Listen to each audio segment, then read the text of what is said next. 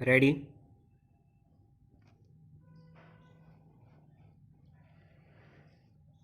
Start.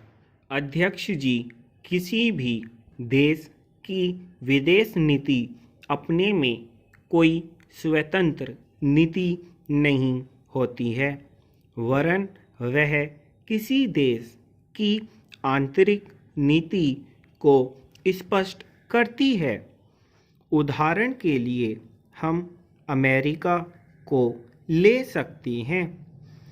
उसने अपने यहाँ अधिक अन्न पैदा किया और जब उसके पास अनाज फालतू बच गया तब वह अपने बकाया अनाज की बिक्री के लिए ऐसे देशों की तलाश करने लगा जो उधार पर माल ले सकते हों। किंतु हमारी आंतरिक नीति ने यह तय किया कि खर्चीले ढंग से सरकार चलाएंगे और स्वदेशी मुद्रा की कोई राशि हमारे पास नहीं बचेगी। हमने कर भी लगा दिए और मुद्रा प्रसार भी कर दिया। कुछ संकट पड़ने के बाद इस बात की आवश्यकता को नहीं समझा कि उस पैसे का कहीं अन्यत्र उपयोग कर सकें। श्रीमान, मुझे माननीय प्रधानमंत्री जी के इस कथन पर दुख होता है कि दुनिया के अमीर और गरीब देशों का अंतर लगातार बढ़ता जा रहा है। मैं उनसे यह पूछना चाहती हूँ कि भारत की विदेश नीति ने उस अंतर को घटाने की क्या कोशिश की है?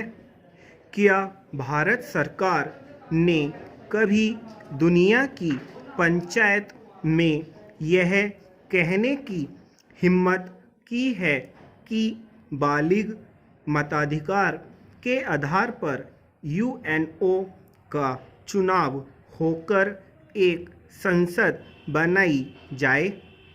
और क्या आप में यह देखने की हिम्मत है कि फौज के हिसाब से कर लगाकर एक विकास का खाता खोल दिया जाए? जो देश विकसित हैं उनके मजदूरों का 1 घंटा हमारे देश के मजदूरों के 100 घंटों के बराबर माना जाता है, क्योंकि उनके पास साधन हैं। इसलिए यह अंतर और भी बढ़ता चला जा रहा है। किसी देश के अंतर आंतरिक नीति में अमीरी और गरीबी का अंतर बढ़ता चला जा रहा हो और वह दुनिया के देशों में विद्यमान अमीरी और गरीबी के इस अभिशाप को समाप्त करेगा, यह समझ में आने वाली बात नहीं है। अब मैं आपका ध्यान एक और बात की ओर दिलाना चाहती हूँ। पूर्वी जर्मनी को मान्यता देते हमें परेशानी नहीं होती है, इसलिए कि